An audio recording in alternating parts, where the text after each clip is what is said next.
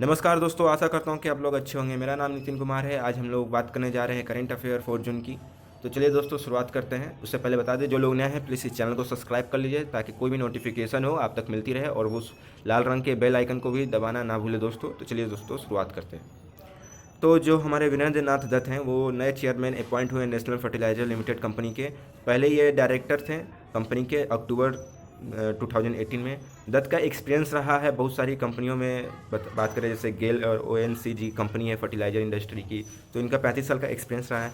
Join करने से पहले ये एक्सिक्यूटिव डायरेक्टर थे गेल कंपनी में, और ये दरअसल डायरेक्टर रह भी चुके हैं बोर्ड ऑफ महानगर गैस लिमिटेड मुंबई, जो कंपनी है मुंबई में, वहाँ पे। बात करें कि NFL कंपनी में जो दत्ता जी को 2017-18 में जो 43 लाख का मैट्रिक टन से 2019 और 20 में 57 लाख मैट्रिक टन की कंपनी का अधिक बिक्री होने के कारण इन्हें श्रेय दिया गया है, इन्हें प्रमोट कर दिया गया है चेयरमैन के लिए दोस्तों। नेक्स्ट बात करें, पीएम मोदी की अध्यक्षता में केंद्रीय मंत्रिमंडल ने भारत और भूटान के बीच समझौता ज्ञापन को मंजूरी दी है। एक्चुअली में ये पर्यावरण के क्षेत्रों में सुधार के लिए समझौते पर एग्रीमेंट साइन हुए। और बता दें कि ये जो एग्रीमेंट है एक्चुअली ये 10 साल तक रहने वाला है दोस्तों, और पहले भी ये साइन हो चुका है। बता दें 13 मार्च 2013 को ये एग्रीमेंट साइन हुआ था in between central pollution control board, ministry of environment forest climate changes of India and national environmental commission के बीच। ये जो समझौता है 13 मार्च 2013 को एग्रीमेंट साइन हुआ था, लेकिन ये एक्सपायर हो गया था 10 मार्च 2016 को। अब इसके बेनिफिट को देखते हुए दोस्तों, इसके बेनिफिट को देखते हुए ये जो एग्रीमेंट है हमारी भारत सरकार ने भूटान के साथ फिर से साइन किया है, ताकि प्रोटेक्शन मिल सके हमारे इन्वायरमेंट, ताकि पोल्यूशन कंट्रोल किया जा सके। तो इसलिए इन्होंने साइन किया है। नेक्स्ट बात करते हैं दोस्तों, कोलकाता पोर्ट का दरअसल नाम चेंज कर दिया गया है दोस्तों, और इसका नाम रख दिया गया है श्याम प्रसाद मुखर्जी कैबिनेट के द्वारा। और ये दरअसल डिसीजन 25 फरवरी 2020 को लिया गया था। बता दें कि जो हमारे बोर्ड हैं, जो board of trustee of Kolkata port trust की मीटिंग में बैठक हुई थी 25 फरवरी को, और उसी बीच डिसीजन लिया गया था और प्रस्ताव भी रखा गया था बोर्ड के द्वारा कि इसका नाम श्याम प्रसाद मुखर्जी होना चाहिए। अब डॉक्टर श्याम प्रसाद मुखर्जी है कौन?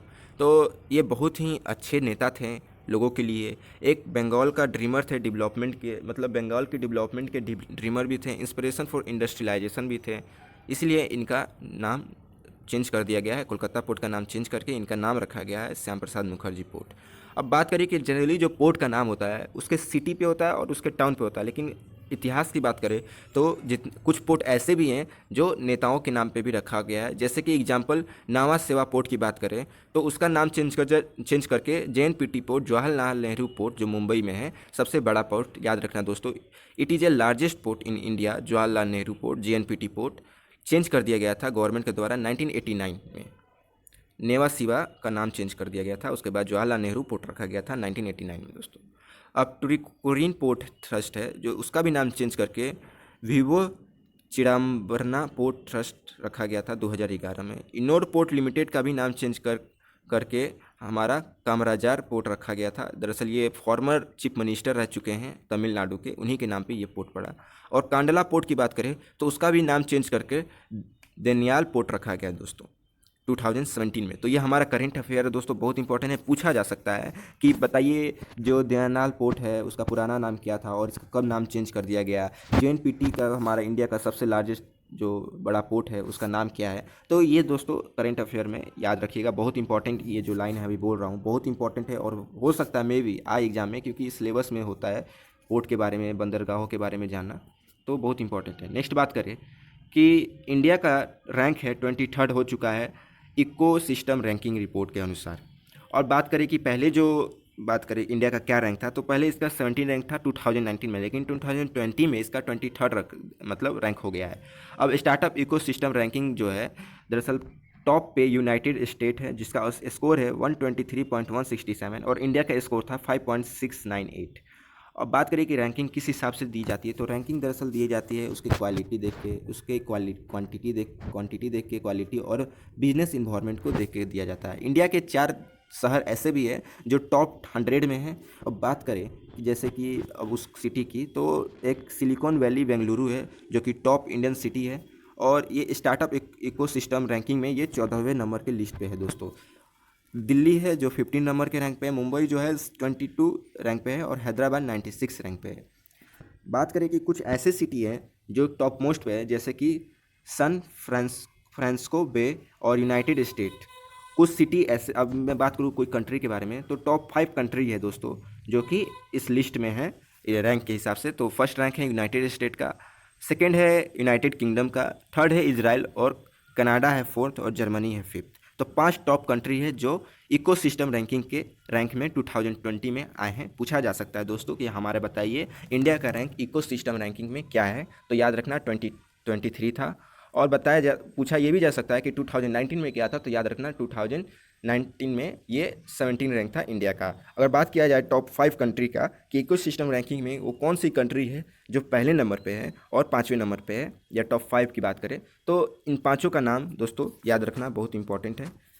नेक्स्ट बात करते हैं दोस्तों, जो वर्ल्ड साइकिल डे है वो 3 जून को मनाया जाता है। एक्चुअली इसका मेन एम है कि devote a special attention to the bicycle in a cross cutting development strategy. It also aim to include the bicycle international religion national and sub national development policy and programme, इसलिए इसको मनाया जाता है। दरअसल बात करें कि जो हमारे UNGA ने अप्रैल 2018 में 3 जून को अंतर्राष्ट्रीय विश्व साइकिल दिवस के रूप में घोषित किया था कि उस वक्त मनाया जाएगा। ये दरअसल हेल्थ को लेके मनाया जाता है ताकि फिटनेस रहे लोगों के प्रति और जागरूक रहें लोग। नेक्स्ट बात करते हैं तेलंगाना स्टेट का नाम। बात करें कि दरअसल बात करें 2 जून को ये तेलंगाना स्टेट फॉर्मेशन डे मनाया जाता है। ये बात करें कि तेलंगाना स्टेट कब बना था, तो दोस्तों जो हमारा Andhra Pradesh recognition act bill है वो पास हुआ था 5 दिसंबर 2013 को legislative assembly of Andhra Pradesh में, और 2014 फरवरी को ये दरअसल ये पार्लियामेंट के द्वारा पास किया गया। इस बिल में बात करें दोस्तों कि ये बिल जो है प्रेसिडेंट के द्वारा पब्लिश किया गया था 1 मार्च 2014 को, और तेलंगाना एक्चुअली फॉर्म हुआ था 2 जून 2014 को। याद रखिएगा दोस्तों, पूछा जा सकता है कि बताइए तेलंगाना स्टेट हमारा कब जो है, और ये 29वां स्टेट है दोस्तों, याद रखना कब मतलब इसको पास किया गया लेजिस्लेटिव असेंबली में। तो दोस्तों याद रखना ये लेजिस्लेटिव असेंबली में दरअसल 5 दिसंबर 2013 को पास किया गया था। और ये दरअसल बात करें कि इस एक्ट को कब एक्चुअली में पास किया गया, तो दोस्तों इस एक्ट को फरवरी में पास किया गया था, जो कि 2 जून 2014 को एक्चुअली में तेलंगाना स्टेट बन गया था, जो कि हमारा 29 स्टेट है ये, याद रखना दोस्तों। नेक्स्ट बात करते हैं दोस्तों कि इसके बारे में और तेलंगाना के बारे में। तो ये अभी जैसे मैंने बात किया कि फॉर्मेशन हुआ था 2 जून 2014 को। गवर्नर की बात करें तो तमिली साई सुंदर राजन जो हैं गवर्नर है। चीफ मिनिस्टर के चंद्रशेखर राव हैं। कैपिटल की बात करें तो हैदराबाद कैपिटल है तेलंगाना का। और ये तेलंगाना जो है अपना बॉर्डर किस स्टेट से शेयर करता है, तो ये महाराष्ट्र नॉर्थ में शेयर करता है। वेस्ट की बात करें तो छत्तीसगढ़ और कर्नाटका से ये अपना शेयर करता है। और साउथ की बात करें, ईस्ट की बात करें साउथ ईस्ट की, तो आंध्र प्रदेश जो है वो साउथ ईस्ट में अपना ये बॉर्डर तेलंगाना शेयर करता है दोस्तों। नेक्स्ट बात करते हैं कि रवीश कुमार जो है नए अपॉइंटमेंट हुए नेक्स्ट एम्बेसडर टू द फाइनलैंड में। हाँ जी दोस्तों, अब रवीश कुमार, वो रिपोर्टर रवीश कुमार को मत समझ लीजिएगा आप लोग, ये रवीश कुमार हैं हमारे नए राजदूत बने हैं फिनलैंड में। और बात करें कि रवीश कुमार जो है 1995 बैच के भारतीय विदेश सेवा अधिकारी है। उन्होंने जुलाई 2017 से अप्रैल 2020 तक विदेश मंत्रालय के प्रवक्ता के रूप में कार्य किया था दोस्तों। और भी बात करें इनके बारे में तो इस समय के दौरान उन्होंने बालाकोट एयर स्ट्राइक जैसे रिकोगनाइजेशन ऑफ जम्मू कश्मीर और राष्ट्रीय नागरिकों के विरोध पर विवाद सहित कई संवेदनशील मुद्दों पर भी भारत की स्थिति का सावधानपूर्वक उल्लेखन किया था। और IFS अधिकारी भी रह चुके हैं इन्होंने, और ये इंडियन मिशन में काम कर चुके हैं, अपना कैरियर शुरू किया था। और उसके बाद थिम्पू और लंदन में भी उनकी पोस्टिंग भी की हुई थी दोस्तों। नेक्स्ट बात करते हैं दोस्तों, इंटरनेशनल सेक्स वर्कर डे हमारा 2 जून को मनाया जाता है। एक्चुअली मेन एम है इंटरनेशनल सेक्स डे बनाने का, ताकि उनको राइट मिल सके, उन औरतों को, उन सेक्स वर्करों को जो काम करते हैं हमारे प्रोस्टिट्यूशन और पोर्नोग्राफी में, उनको राइट मिल सके, उन्हें भी हमारे समाज में इज्जत मिल सके। क्योंकि जो अभी हाल में लॉकडाउन चल रहे हैं, सबसे ज़्यादा मेन प्रॉब्लम यही लोग उठा रहे हैं। बात करते हैं जैसे कि अगर लॉकडाउन है तो अभी इस समय सरकार इन लोगों को भी छूट नहीं दी है कि जाएं अपना दुकान खोलें, अपना रेड लाइट एरिया में अपना कस्टमर को बुलाए, क्योंकि जिस तरह से कोरोना महामारी चल रही है, इतनी सारी बीमारियां हो रही है, तो इन सब को रोकने के लिए सरकार अभी इन्हें होल्ड पे रखी है। इन्हें अभी फैसिलिटी भी उतनी खास दी नहीं जा रही है। बताया जाता है कि नेशनल एड्स कंट्रोल ऑर्गेनाइजेशन की रिपोर्ट के अनुसार जो इंडियन सेक्स वर्कर हैं तकरीबन हमारे इंडिया में 6,37,500 हैं, और इनके जो कस्टमर हैं 5 लाख से भी ज़्यादा हैं रेड लाइट एरिया में।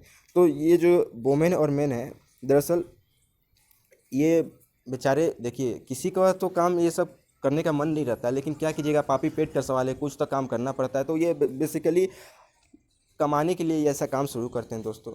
तो हमें इन्हें रिस्पेक्ट देना चाहिए, हमें गंदी नज़रों से इन्हें नहीं देखना चाहिए। सबका काम अपना अपना काम होता है दोस्तों, सबका काम, कोई काम बड़ा और छोटा नहीं होता है। अगर ये काम कर रहे हैं तो इनकी मजबूरी रही होगी जो वैसे काम कर रहे हैं, और ये किसी को खुश भी करते हैं दोस्तों। ऐसा नहीं है कि जाकर किसी को मार दिए या फिर कोई गलत काम कर रहे हैं। अगर इलीगल किया जाए तो ये एक तरह से गलत है काम दोस्तों। अगर इसके लिए लाइसेंस मिलेगी गवर्नमेंट से तो डरने की कोई बात नहीं, ये काम राइट है, क्योंकि गवर्नमेंट ने इसे मंजूरी दी है ताकि अवेयरनेस पहुँचे लोगों में हमारे सेक्स के प्रति, ताकि कोई भी रेप केस जितने हो रहे हैं उनको कम किया जा सके दोस्तों। एक्चुअली में बात करें तो सेक्स का काम जो है इंडिया में इलीगल ही है, लेकिन यूनाइटेड स्टेट की बात करें तो वहाँ भी इलीगल है। लेकिन जब हम पोलैंड की बात करते हैं, फ्रांस की बात करते हैं, तो वहाँ पर इस काम को इलीगल नहीं माना गया है, वहाँ पे इन्हें राइट दिया गया है दोस्तों। तो ये था हमारा आज का करंट अफेयर। आशा करता हूँ कि आपको पसंद आया होगा दोस्तों। इसी तरह हमसे जुड़ने के लिए आप मुझे टेलीग्राम पे फॉलो कर सकते हैं, नीचे दिए गए डिस्क्रिप्शन लिंक में। तो दोस्तों बस आशा करता हूँ कि आपको ये अच्छा लगा होगा। प्लीज़ इसको लाइक कीजिए, सब्सक्राइब कीजिए और शेयर कीजिए दोस्तों। धन्यवाद दोस्तों।